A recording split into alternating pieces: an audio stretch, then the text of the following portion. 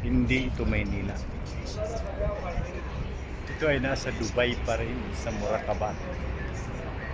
Halos yata 80% ng mga nasa labas na naglalakad ay Pilipino. Kaya pagkamalan mong nasa Pilipinas ka. Kaya naman, tingnan nyo yung mga naglalakad, may hila-hilang shopping cart. May nagtutulak ng stroller, may naglalakad ng naka-jersey at naka-sando na jersey.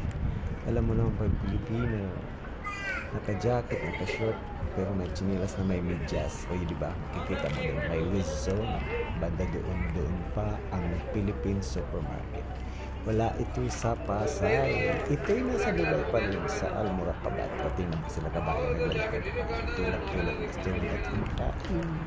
Yung nagbibisiklet ng bata, Pilipino pa rin. Yung mga nakaupo din sa langata, ibang lahi, di ba? Yan ay sa Murakabat Street. Siyempre hindi magpapatalo ang aking kasamahan. Bibili sila ng ice cream. Titikman nila yung Miguelitos ice cream na nag-viral sa YouTube ng isang vlogger. So, titikman nila. Kaya lang talo ako kasi hindi na ako pupwede sa malalamig at matatamis. Medyo hindi na kaya ng ating lalamunan. So, ang dami-daming flavor.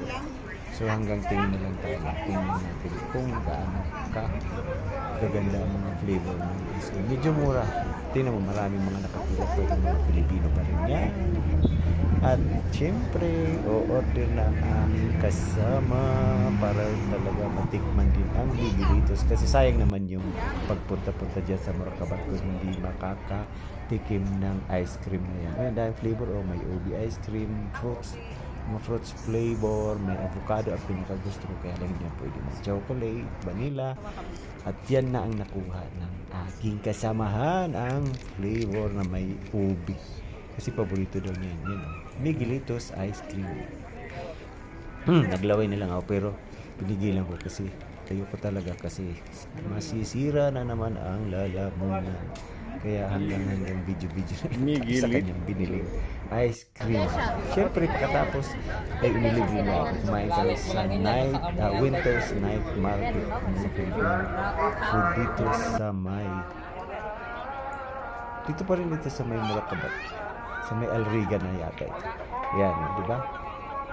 At o-orderin nila ang pastillas na nag-viral din sa YouTube na pinost ng isang vlogger. Yun lang po. Maraming salamat sa panunood. Bye-bye!